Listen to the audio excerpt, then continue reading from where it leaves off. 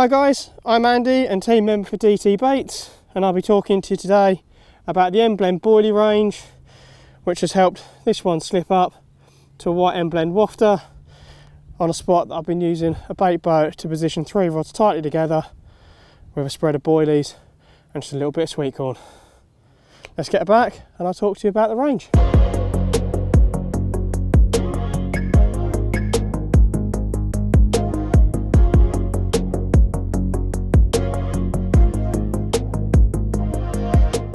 The range comprises of a mixture of shelf life and frozen baits and starts from anything available from 1 kilo through to 10 kilo bags. You've got a range of everything from 12mm dumbbells through to 15mm, 18mm and 22mm in the range.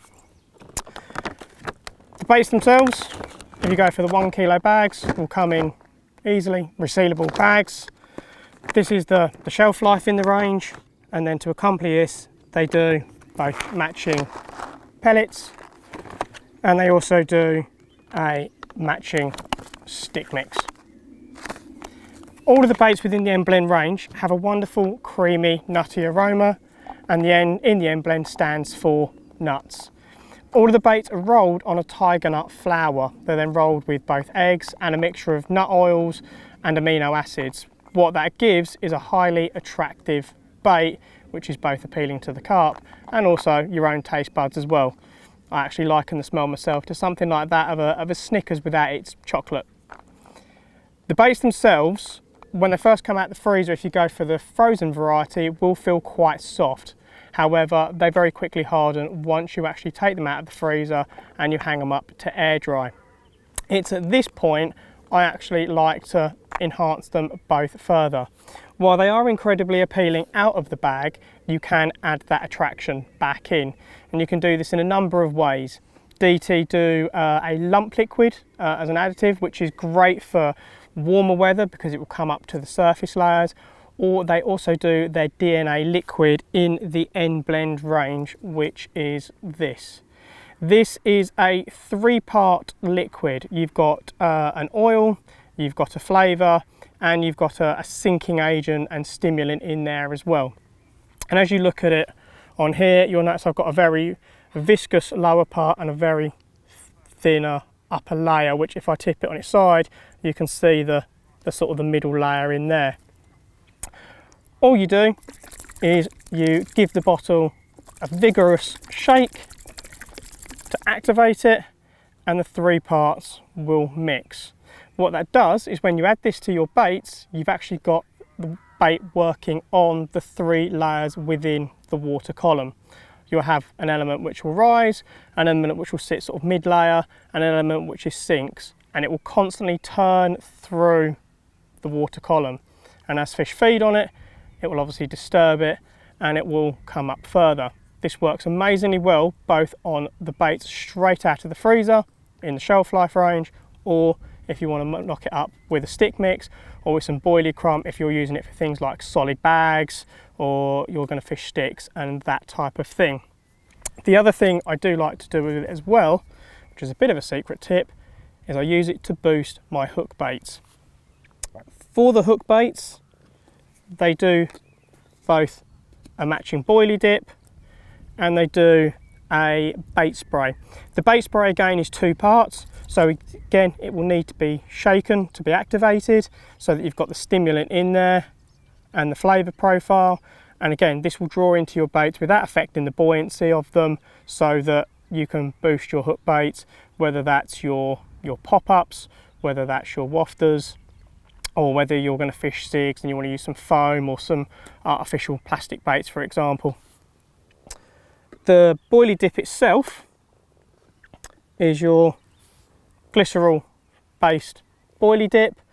Again, very difficult for you to overdo this on your baits. The same as the DNA, the same as the bait spray. You can't really apply this or overdo this on your baits if you want to add it to your sticks or anything like that.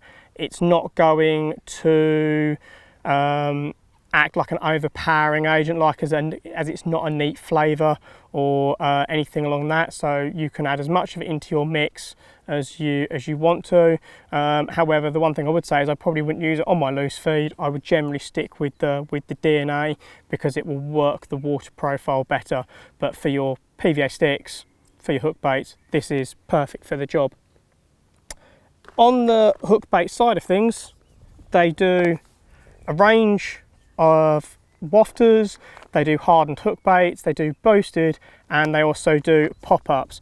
In my hand here, I've got the two different wafter combinations. So we do them in the standard brown, like that, or my preferred favourite as the white M-blend wafters. And I use generally, for probably 90% of my fishing, I generally will always go for the white hook bait as a go-to. The bait, when you're actually fishing with it, especially if you apply the DNA to it, it washes out quite quickly in the lake. So because of that, I like to almost match the hatch in advance in that regard. So because the baits will become quite pale and I want the fish to be able to feel confident and safe for eating the bait, a white hook bait not only stands out, but also it will, you know, it's got that visual element for standing out, but also it's looking like it's been in the water a little bit longer than what the freebies are. And I've had a lot of very, very big fish doing that. However, as I said, I do like to tweak them just a tiny bit, and I will actually add to those some of the Greennet mussel powder that DT do. This is very rich, as most of you know, with amino acids, and it complements the M-blend range incredibly well. It's another essential amino that works wonderfully well with this as a bait. Within the pot, to get it to stick, what I will first do is I will apply a couple of squirts of the bait spray, and from that I will then apply the DNA liquid, and I'll give that a really good shake, and I'll make sure it's well distributed over the baits nice and evenly.